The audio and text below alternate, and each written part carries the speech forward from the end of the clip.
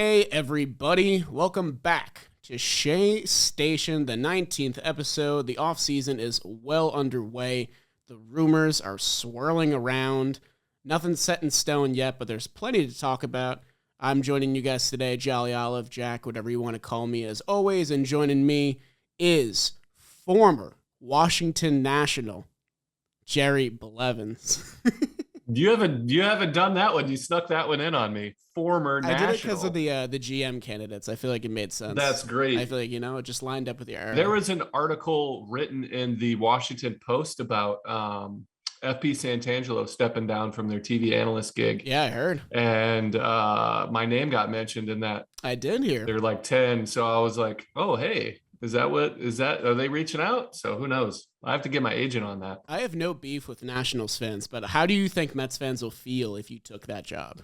I'm just curious. I think they would be okay with it. I think that, again, I'd be supportive, right? It's a career move. It's not like anybody in the Mets booth is going anywhere. I don't want them to go anywhere myself. So yeah, I mean, I don't think it's like a betrayal or anything like that, but no. You got to start caring about the Nats a lot. That's just a dude saying these are people that could fill in. I literally haven't even talked about it. So. I was gonna say, have you heard anything? Any rumors? No, like nobody has talked to me or my people.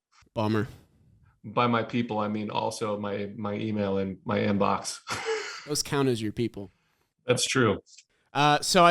The reason I dropped Washington National, Jerry Blevins, is because we have more GM rumors. Between our last episode where we had the awesome Drew Smith on, we didn't really talk about any of the new candidates, and it's kind of good because they came and went, and now we're on new ones. But there's two new candidates. They were part of the early 2010s Nationals teams, the first really good teams that were winning the NL East every year. A couple of interesting names. Fans have already declared themselves experts on these guys. I'm not going to pretend like I know too much about them other than my surface level research. But of that research, it's kind of interesting. For those who are completely unfamiliar, they're targeting the figureheads for GM positions, Adam Cromie and Sam Mondry Cohen. Same last name as Steve Cohen, kind of. No collusion there, I don't think. No collusion. Here's my take on the whole thing. First of all, I was there in Washington when at least Cromie was there. Yeah. I'm not sure if, I don't remember any interactions with him specifically. We may have crossed paths, but so you guys were best friends. I'm not really looking too deep into anything because I don't know anything. I know what you know. I'm waiting for actual facts to come out, and then once they have a press conference, I'm just putting my faith in the Mets front office to kind of figure it out. Because I'm just over all these. To me, the biggest problem is we know everything that they're doing. Yeah, we know who they're talking to. I don't need to know that. I don't need to know the other candidates. I don't need to know that you interviewed anybody. I really don't. Yeah. I would rather not know until something happens. So. And I had made a tweet about this. Some people were upset with it. Some people agreed. But this whole process from the first Billy Beane rumor to now has been less than 2 months. But I think the amount of coverage and the amount of things that we've heard about it has exacerbated that duration. It's felt so much longer. And obviously, there's been vacancies for quite a while now, and all the fiascos that happened during the 2021 season. But, the Mets have gone through, I think, 10 candidates. But because some of them held jobs at ball clubs, it feels like 1,000, exactly. But the two guys that they're looking at now, they've been talking to, I feel like, the most of any of the candidates that have been circulating in rumors. Cromie has been hanging around for, I think, 5 days now, 4 or 5 days, which is pretty good considering everyone else, Matt Arnold almost made a full news cycle. Yeah, I was going to say. Matt Arnold was the day of, and then he rejected it that day, and I was like, all right, cool. So why'd we get our hopes up? But I'm hoping the end is in sight, basically. Do you want to cover the Stearns rumors still? Do you want to cover that? Because I think that's interesting, and I also have a perspective analysis of that too. So why don't you talk about Stearns? A Jerry analysis. Yeah, so they have those two guys coming in potentially for GM. They used to work together, so it makes a lot of sense. The presidency is still kind of an open casket right now. No one really knows what's going on. The biggest rumor that has been conflicted by SNY's Andy Martino and then Joel Sherman is that the Mets are still targeting David Stearns. Now, not a lot of people know about like when his contract is going to end. There might be a team option in 22, or maybe it's his own option that he can decline. What we do know is that in a college paper, like 10 years ago, David Stearns wrote that he was a Mets fan and went to the 9/11 game and all these things. So he has roots with the Mets, but that doesn't necessarily guarantee anything in terms of him stepping in. It's a very risky play because if we waste another year without a Pobo and then Stearns declines and stays with Milwaukee, which I would not blame him in doing because they've been a good ball club for about 5 years now, that would be devastating. And you kind of have to start from square one again for the third straight year. But if it does work out, I mean, David Stearns is a dream hire for this club to really guide the ship, you know?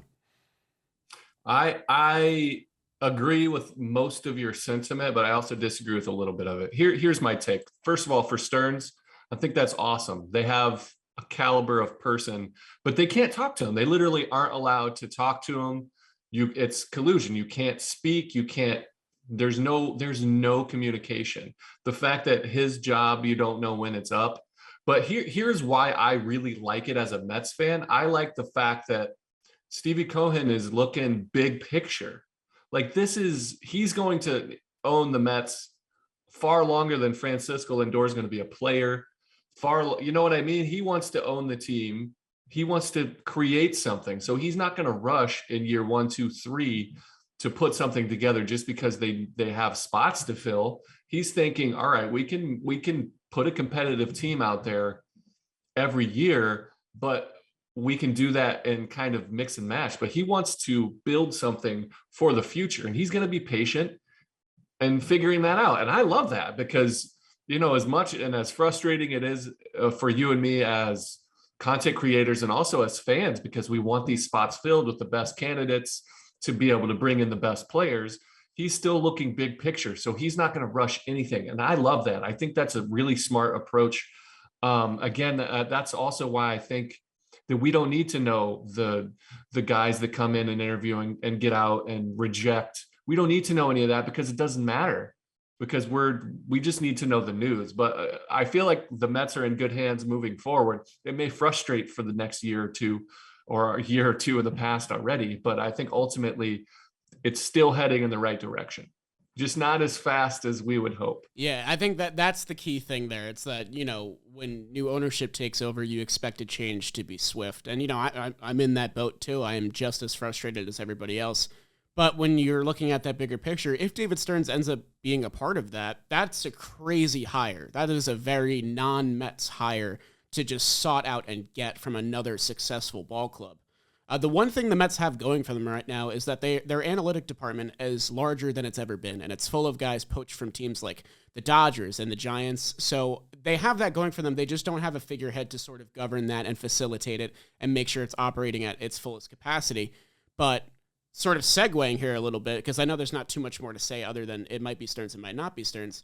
That analytic department is sort of the reason for a lot of career years on the Mets last year, one of which is Aaron Loup, who has resurfaced in the free agency discussion in just the past couple days. We know from earlier in the season, he said this in press conferences, that Aaron Loup would love to return to the New York Mets. But when you have a season with an ERA under 1 and you become that caliber of reliever, even though MLB didn't recognize him for it on the all MLB team, just saying. Kind of weird that he got Was that possible? left off the ballot. Like, I get not getting and our boy Paul Sewald in the AL got left off the ballot. I mean, he didn't have the same type of year, but he had a higher impact. But he had a career year, yeah. So for Loup, here's a little bit. He's 33. He had his career year. He's a free agent. He has to capitalize, you know, off of this. He wants to do it in New York with the Mets and play in Queens. There's a couple of things working in his favor. He's shown how he could do it for the team. He's done it on the biggest stage. He's done it in multiple roles, you know, less frequent, more frequent, longer outings. He's shown that he can just be durable and flexible. It's incredible. But at the same time, he's shown other teams that he can do it too. And so he's a hot commodity right now, and he's going to have a short-term window at 33. Nobody's going to give him a 3-year deal. So he's going to come in and have to do it. A good thing is for him and for the Mets is that he's familiar and comfortable doing it in New York. He knows what's helped him. He wants to come back. There's a reason why he had success here. There's something that felt comfortable with him, or maybe it was uncomfortable that pushed him in a way. He blossomed here, and when you find a place that you succeed, a lot of the times you want to stay there because it's conducive for success. And so I see him coming back if the Mets really want him. I think it's going to happen, but we'll see. We'll see what the market looks like. I definitely think they probably have the inside track just because of his comments made like during the season. Like obviously I think there's probably coordination there. But of course, the team that is in on Aaron Loup, and a team that definitely should be in on Aaron Loup, like I'm not surprised by the news at all, is the Philadelphia Phillies, who are trying for the third or fourth year in a row to fix this bullpen and get it right. And if you want to get off on the right foot with that, it's probably with the best lefty reliever in the game right now, other than Josh Hader, which is Aaron Loup. So, I mean, they're ready to spend. This is a ball club that is in their contention window right now. They missed the playoffs last year, which was devastating. They need to sort of capitalize on all these max contracts that are going on, all these great players that they have. And Aaron Loup, I think, would be a fantastic addition to that team. That's one addition that I don't want to see because he's a fixture in this Mets bullpen. Like you said, it would be so sad. I know, that's what I'm saying. It would be a horrible way to start this offseason. I feel like the NL East is so unique in the sense that like guys stay in the NL East. We bounce around from team to team, it's so strange. I feel like a lot of guys go from other divisions, other teams, and just kind of move all around. But I feel like the NL East kind of just shuffles through the same guys because, I don't know what the case is, but I mean, Adam Duvall's a really good example. He went Miami to the Braves. He went right back. I mean, if you want to talk about every division, the first big move of the offseason was Wade Miley, and he went across town to Chicago. He's not very far from Cincinnati at all. So I'm hoping it's not the case here, but yeah, this has been a sort of a trend in the NL East for a little bit. I would like him to stay put. I would like him to stay in Queens. I think it's if their offer is competitive, it's going to work out. But let's hope. I hope he gets paid. He deserves it, man. He deserves to set himself up because he shined. I love Conforto. He's a good friend of mine, but he did the opposite of what Conforto did. He had, Conforto's going to be fine. He'll be fine. But his platform year, he had a down year, whatever contributed to that. But Aaron Loup showed up. He showed out too. So good for him. I hope he's back because I enjoy watching him pitch. And I think he would be a great addition, but the Phillies need him maybe even more than we do. Yeah, I was definitely going to say, like, they're going to be willing to pay him. Like, Aaron Loup will get his payday one way or the other. But, like, Alderson has already admitted in, like, a very vague sense that the Mets have a fat wallet for this offseason. And, like, it's going to depend on, like, what that big picture plan is. Like, do they want to invest a lot of money in guys that are not being picked out by who they envision running the team? Because it is Sandy stepping in the interim, once again, obviously with the ear of a lot of other people. But I'm sure that fans would not be upset if, they paid a little bit extra to bring back a guy that was a savior for them in sort of a lost season. Yeah, it's not going to be an 8-year deal that a new GM or president of baseball ops is going to come in and have to be strapped with. You know what I mean? He's not trading for a Robinson Cano where you just got that money on. Oh, that's tough. I mean, you're not trading. You're not where I'm see. That's a situation right now. I don't want to get into it, but like, what are we going to do with that? What are we going to do with that? I mean, okay, so what are we going to do with, is he going to contribute to this team? Do you think? I mean, like, think about it this way. Like, do you want $20 million of payroll on your bench? Like, I know it's not about, like, if you make the most money, you get to play, but, like, that's a lot of money, He's going to make that money. Yeah. Do you want him? Is he going to be effective enough and bring enough to the team to warrant a roster spot? I think no, he's definitely going to be on the roster. I don't think they cut ties. Stays. Yeah, I mean, it's one hinging on if this DH comes back, which it seems it will, but you never know. Two, do the Mets want to break the bank on a Chris Bryant? You just mentioned, do they want to lock themselves into a 7-year, a 6-year, 8-year deal, whatever it is, for that caliber of player? And if that's the case, then there is no spot for Robinson Cano because I don't think he can play second base much anymore. He's 36 or 38, somewhere up there. But if Robinson Cano were to play the field, I envision it would be at third base for, benching JD or just not going out to get a third baseman and instead, investing in the outfield, and Javier Baez potentially. So I don't know where Robinson Cano fits onto the starting lineup, but I definitely believe he will be present with the Mets in 2021. That's interesting. Yeah, I'm not sure where he fits on the team. I don't know him as a person at all. So I don't know what kind of clubhouse guy he is. If he's going to be able to take being on the bench and not being a regular, I don't know, because, he's been a premier player for a long time, and to be able to take that back seat when you're one of the highest paid players also, I don't know. It's interesting to me. I could see him. I don't see him at third base. That's just me personally. I've never seen him over there. I don't think he's ever played. Let me check if he's played, actually. I'm not sure. But I was thinking that they either keep him on the bench, and if he's unhappy, they just cut him loose and let him go find a place to play. Just wear that contract. One thing that popped into my brain when thinking about Cano is that if he returns, and I'm fairly certain he will, that kind of means the end for Jonathan VR, because that role is kind of filled at that point. Cano obviously can't play shortstop, but your second and third base left-handed bat off the bench. Obviously, VR is switch, but yeah, that role gets filled there. So like VR kind of gets hung out to dry a little bit. That's what I mean. Like as far as taking up that roster spot, there it is. Cano has played 2 games at third base in his career. Nice. Well, he's done more than I thought. Yeah, that's fair. I think so. They were both with the Mariners in 18. There you go. I don't want a deficiency in my defense at third base, because I think it's so important. We've seen kind of what it looks like when we don't have the best fielder over there. And there's so many good defensive third basemen out there on the market. And I don't want to take, you can hide a guy in the outfield every once in a while, or maybe even, I hate to say it, at first base if he's a poor fielder. But third base that's a glaring hole, because it's the hot corner, man. You gotta make plays over there. Is it fair to say that we haven't had a caliber defender since David Wright at third base? Like, has it just been kind of a revolving door of underperformance in the field? Because I think back, like, you had Eric Campbell there filling in for... Soup's fine. Yeah, he was fine. Like, don't get me wrong, fine. Like, some of them have been serviceable. But I'm talking about, like, a glove at third base, a glove caliber that we have in the middle infield. So, it's frustrating. Who else? Like JD Davis. Who else was over there? TJ Rivera. Did he play there very much? TJ bounced around. I think he played a little bit of second too. Yeah, because I remember him at second base the most, and then he played some third. He's good, but again, David again spoiled, the captain. Jose Reyes was there for a little bit, if I remember. Yeah, correctly. and Jose wasn't a great defensive third baseman. He didn't like it. Yeah. He didn't like being that close. It's a long time coming, basically, is the point I want to make there.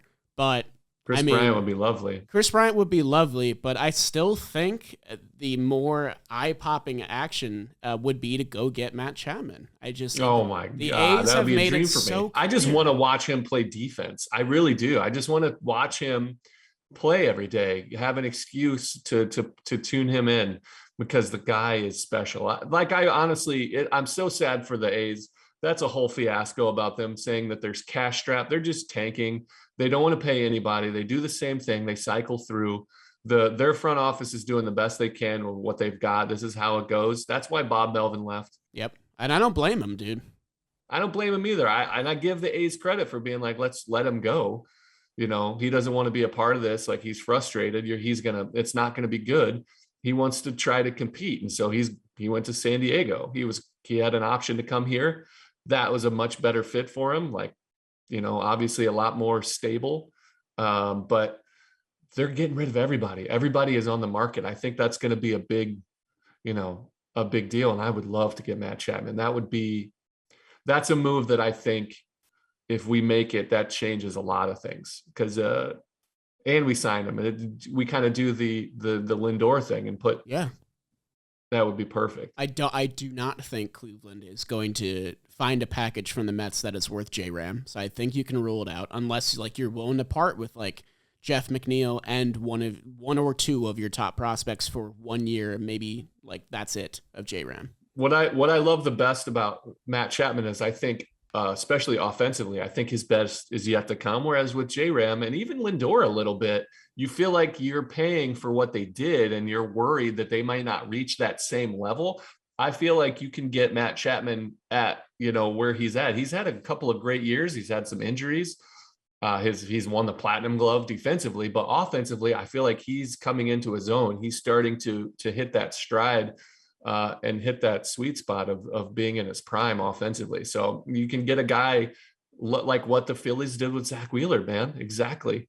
A guy coming into his own, hitting free agency at a time to where you can get a guy, pay him good money, but he's going to exceed that. So be worth more than what you're giving him. I think that's what Matt Chapman is. Yeah, Lindor had a 101 OPS plus last year, which is like 1 point above league average. Chapman was a 100, but his past 3 years before that was a 130, 30 points above the league average. So he's proven that he's a capable hitter at the major league level. But as you mentioned before, he had a hip surgery, right?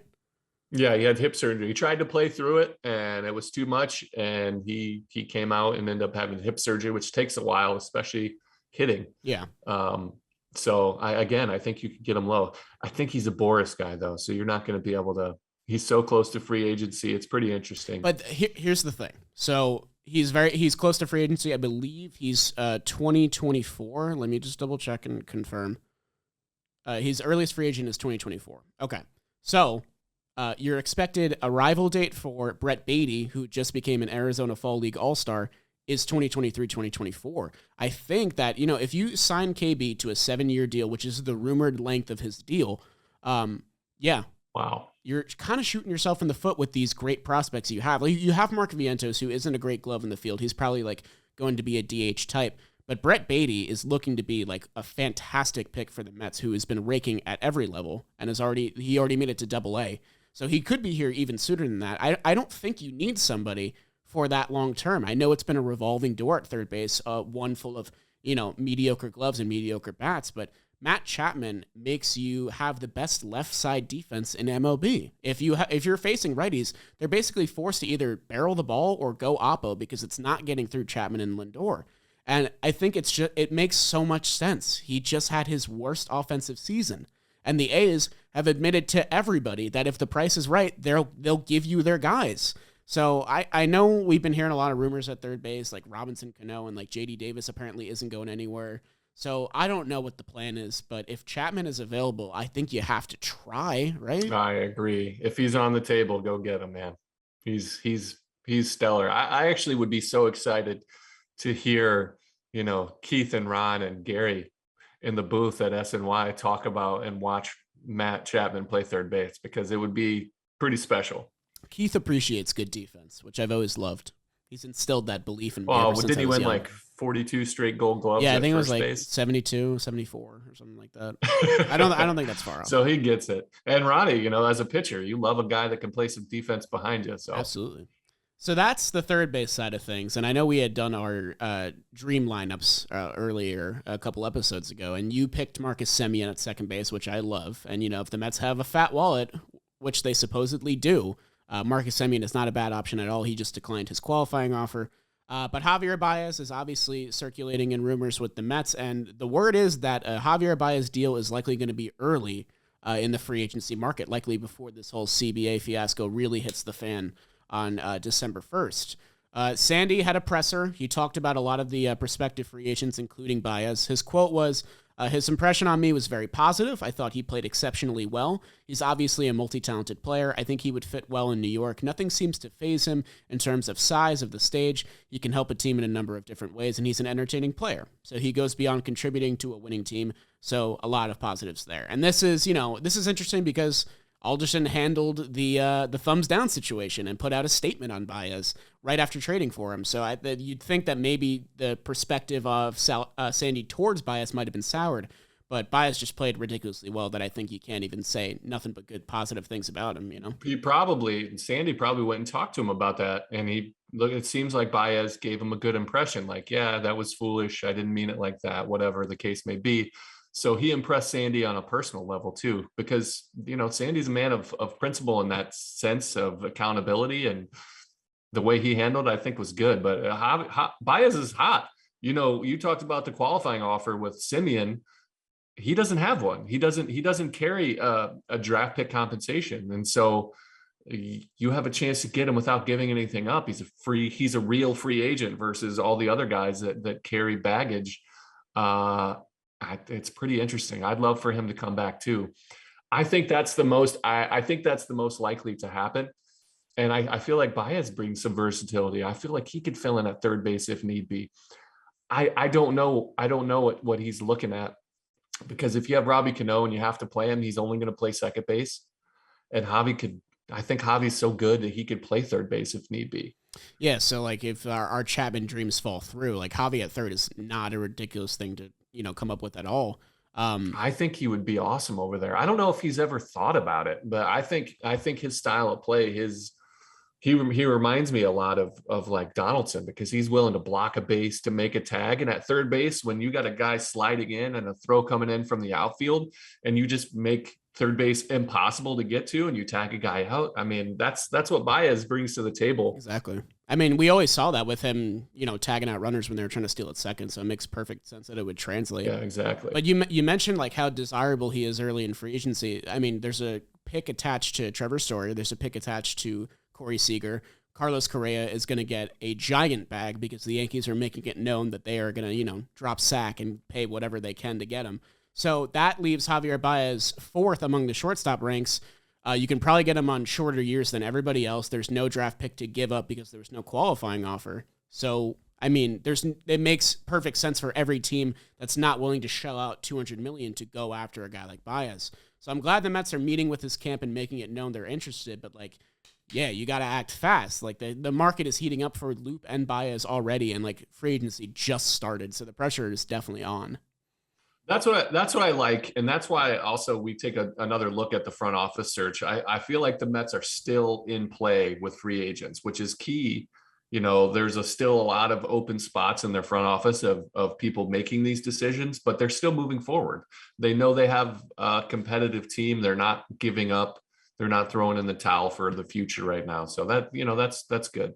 I saw I think Michael Mayer tweeted it, but it was just newspaper covers from 7 years ago yesterday, and it was people like really praising the Michael Kadire signing when it happened in 2014. Like the Mets are changing, like they're changing their ways. They just paid somebody 2 years, $20 million, and now we're talking about the Mets, trying to reclaim all these players and get more players. And it's interesting how much things have changed, but fan reactions can still be the same. It's very perplexing to me. It was funny to see, but it also made me think a little bit. But that was just like segue. Wanted to bring it up. I don't know. No, that's true. You put it in a context of where you were 7 years ago and look at what they're doing. So now it's got to be a positive. You got to feel good about the direction again, the long term. You're a lifelong Mets fan. You got to be at least, you're frustrated with the way things are shaking out, but you got to be excited about the future still. Like, I still think things are headed in the right direction. So we mentioned some qualifying offer stuff with Corey Seager and Trevor Story. The Mets made qualifying offers themselves to two players. It's Noah Syndergaard and Michael Conforto.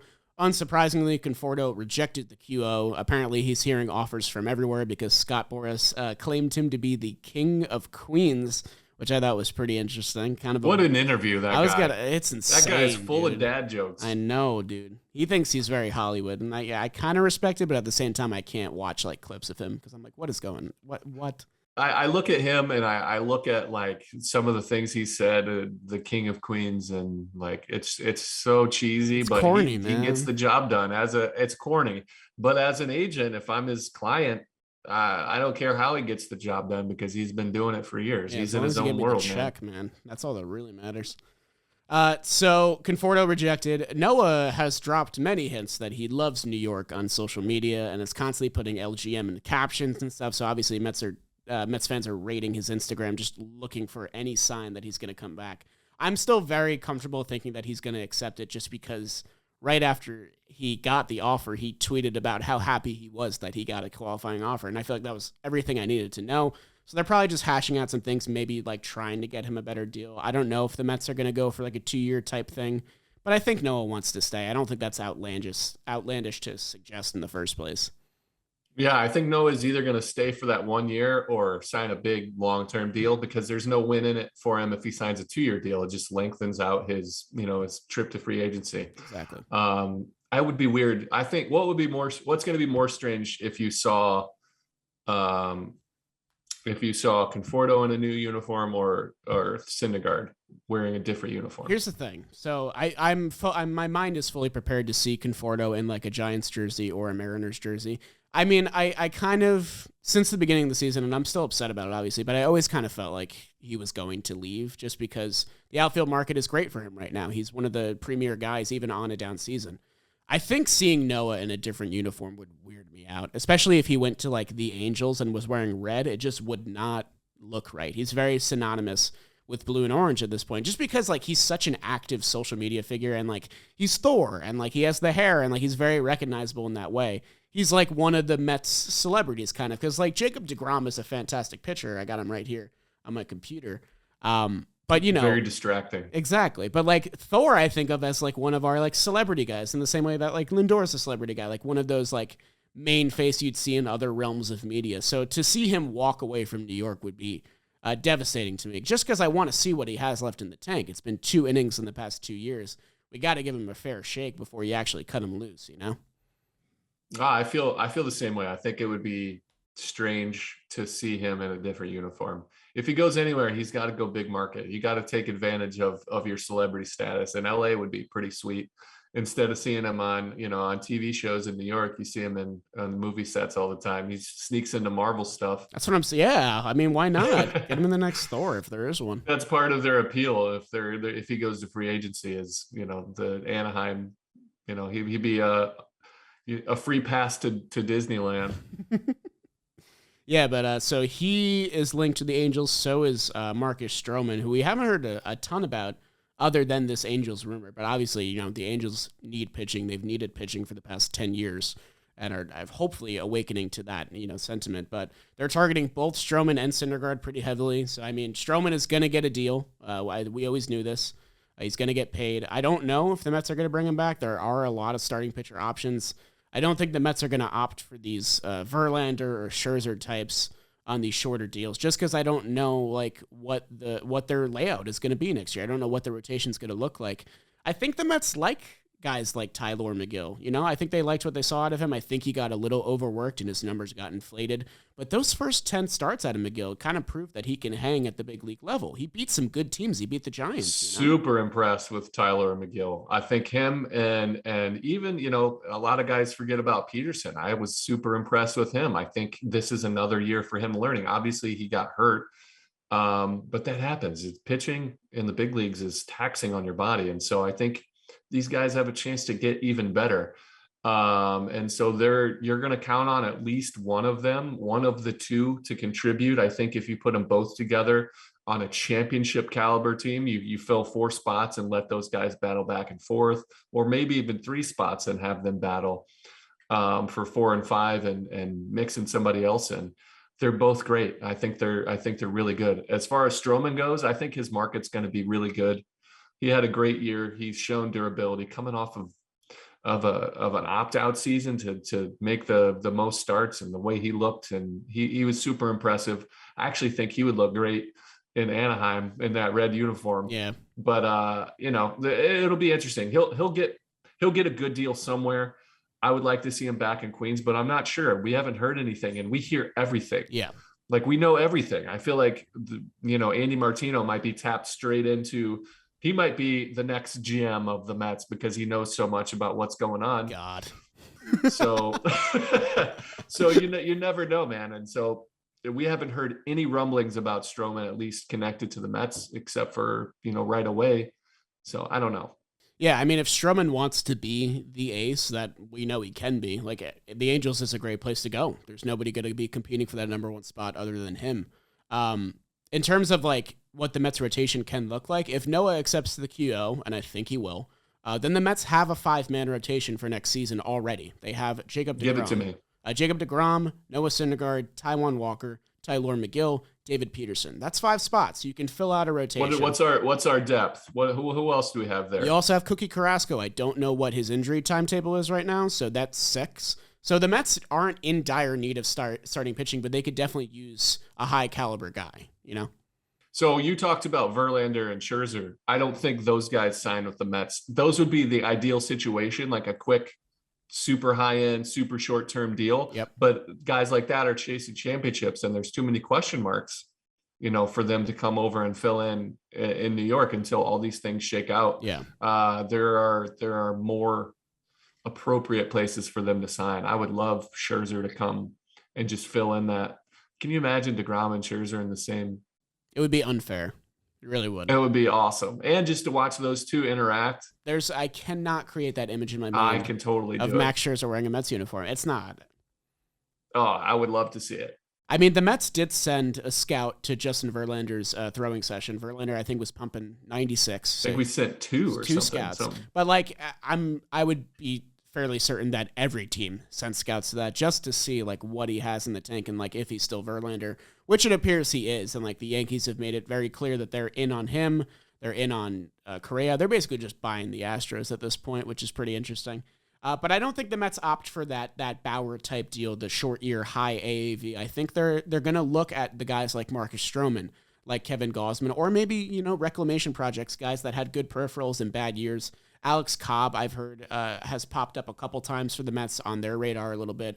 I think they go for one starting pitcher arm. I don't think they need much more than that. If you're going to sign a starting pitcher, you need one, reliable guy, a Stroman type that is going to fill in, that you don't have to feel strapped because he's in there every fifth day. You're not going to feel worried. You need a reliability. Otherwise, you just need depth. Right. And those, because you have some youth and then you need depth. And that's interesting. So I hope,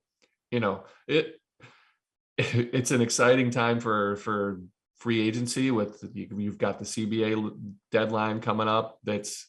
I think we're going to see some fireworks or lack thereof. But I think Baez gets signed quickly. I think Stroman gets signed, fairly quickly. It's the bigger names that I'm curious to see where they go. Yeah, I don't really know what to make of it because I agree. I feel like it's going to be one end of the extreme spectrum. It's either there's going to be a bunch of guys rattling off quick deals just to, avoid whatever complications come from the new CBA agreement. Or it's going to be, the big names holding out because maybe they can get more money after the agreement's finalized, Like, you don't know right now. We really are sort of in limbo in that space. But I do still think because, you got last season, you got a great first half from Taijuan Walker. You got the first 10 starts of Tyler McGill were fantastic. The Mets need a guy that is going to give them 28 to 30 starts, a guy that is not going to wear down as the season goes on. And if you have that, you can sort of mix and match these guys that, maybe only give you 15 great starts or might be an injury risk because Taijuan has been in the past. The Mets got kind of lucky that he stayed healthy the entire season. So the Mets need somebody at the top because you never know what the story is going to be with Thor. He's pitched 2 innings in the past 2 years. DeGrom just had UCL troubles.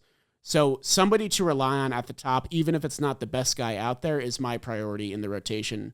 Nothing really outside of that. I couldn't agree more. I think you nailed it.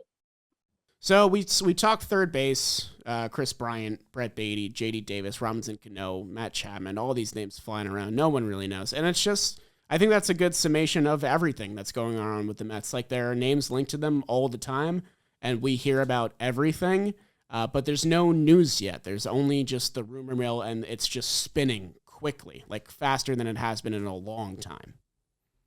I think, I don't know why I feel like the Mets make a deal here during these agent meetings. I think they have their sights on somebody. I feel like Stevie Cohen's going to give Sandy the green light to go out and get one of the guys, whether it's a Javier Baez or a Chris Bryant. Somebody, I think we fill one of those spots before that December 2nd deadline for the CBA. I feel like the Mets want to make a hit, and they're willing to do it now. If you had to place a bet, would it be on Javier Baez being the first one to come back?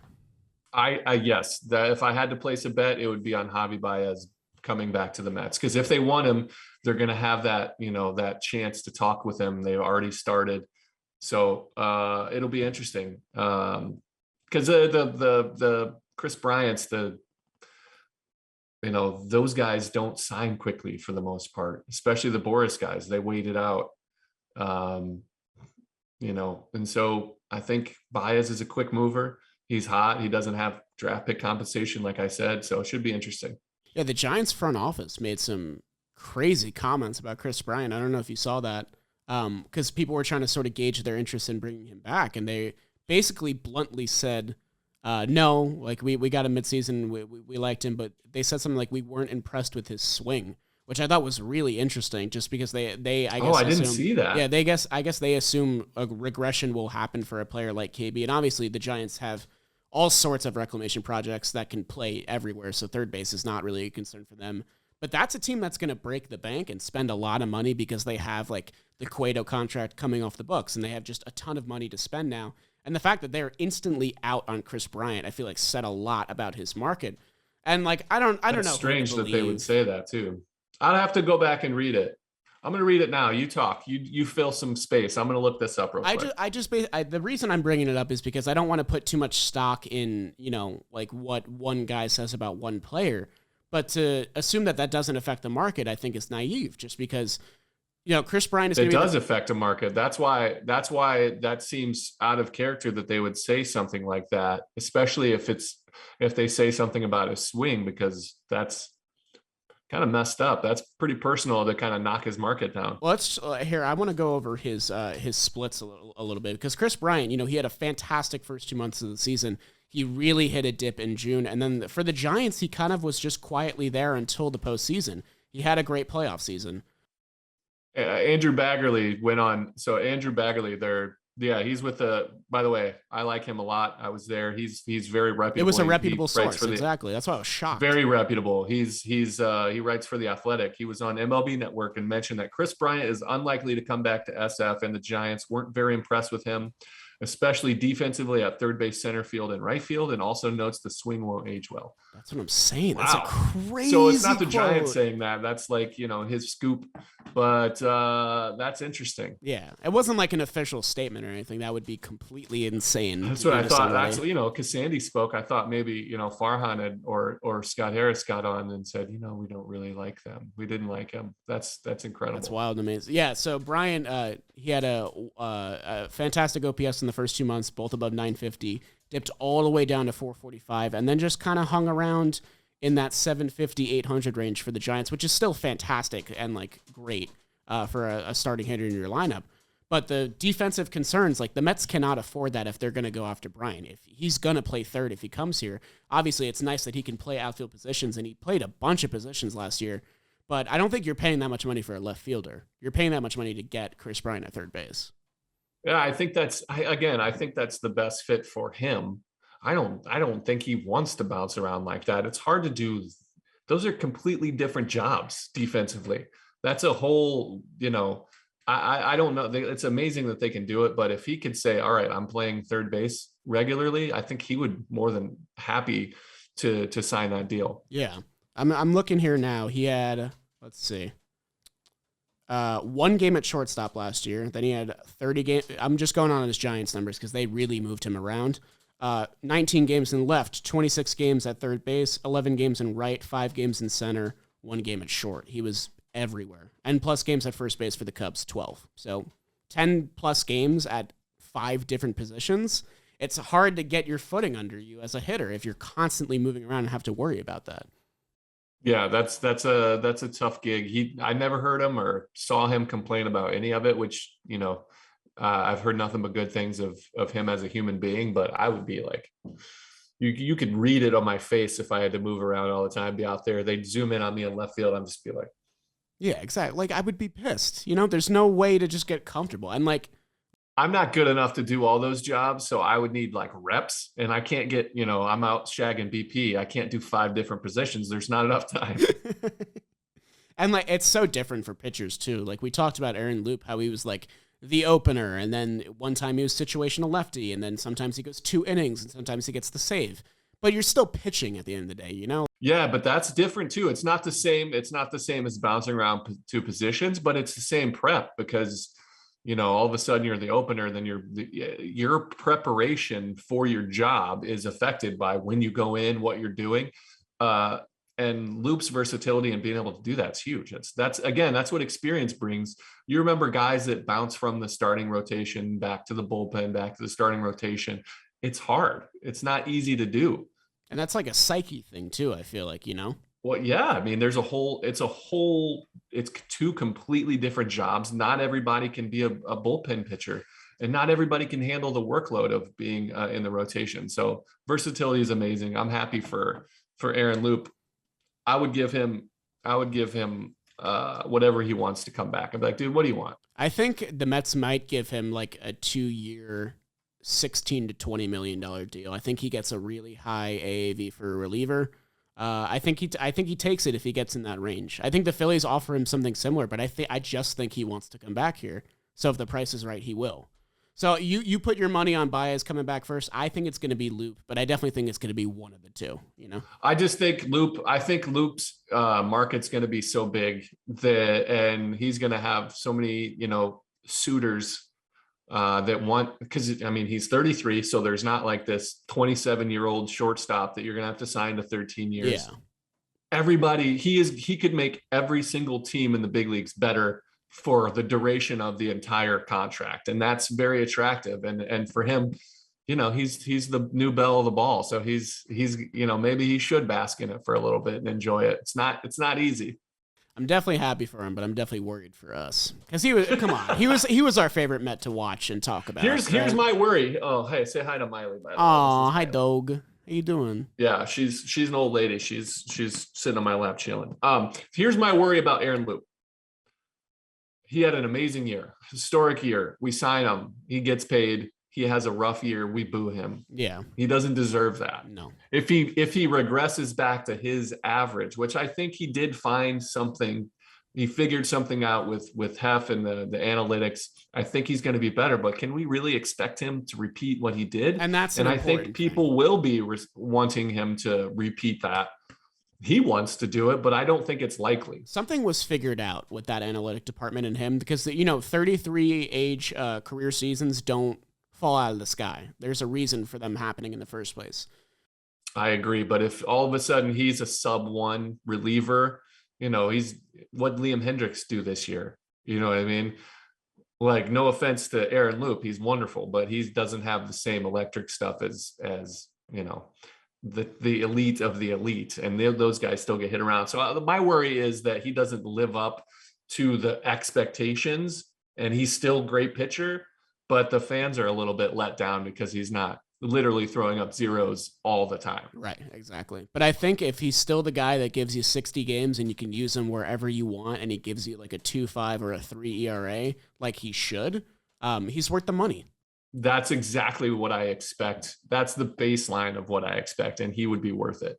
And that's why he's very attractive to the free agent market. We're very used to, as fans, worrying about costs. And I'm not saying we should spend like drunken sailors, especially without guys in place of important positions.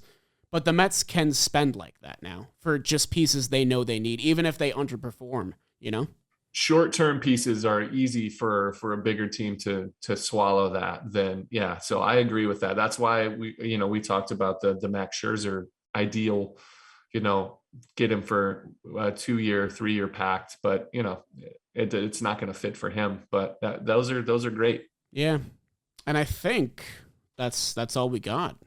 That's what we have. That's how many episodes? 19? 19. So next one's going to be 20. That's kind of exciting. Oh, we're going to be out. We're not a teenagers anymore. Oh yeah. We're getting into adulthood now. How's it going? How do you feel? How's this happening? How's Shea Station going? Oh, Shea Station. It's been wonderful, man. Of course. Come on. This is like a dream come true. I agree. Come on now. This has been fun, man. I just try and keep my cool every episode. I try not to think about like I'm talking to a big leaguer, just like casually, just, I have a question for you. So what year did you graduate high school? I graduated high school in 2017. What was like, did they listen to albums at your school, or was it just playlist on Spotify? No, I began listening. What were to some albums. big releases during your senior year of high school? That's a good question. Hang on, I need to get a list, and I'll tell you the ones that I listened to. That's a good question. 2017. I mean, do you still keep up with new music and new albums, or do you have your music we'll find out right now. We'll find out right now. I guess that's not even. You're an old man now too. Yeah, I'm so old, dude. Completely. I've completely gone through adulthood. I pitched. You're gonna age into that mustache at some point. Hey, I think I already have. What are you talking about? Oh, yeah, okay. Looks great. You look Okay. youthful with it. Sometime go. you're gonna look like a dad.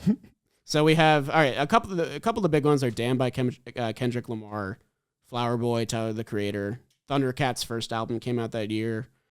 I don't even know who that is. Who are the Thundercats? Jerry, you gotta listen to Thundercat. I know the cartoon. That's how old I am. I watched the Thundercats. That's crazy to me, Jerry. You gotta listen to Thundercat. Crazy bass lines. He's a fantastic bassist. Let's see. Pure Comedy by Father John Misty. The latest Queens of the Stone Age album. Nothing I love so Queens. far? Okay.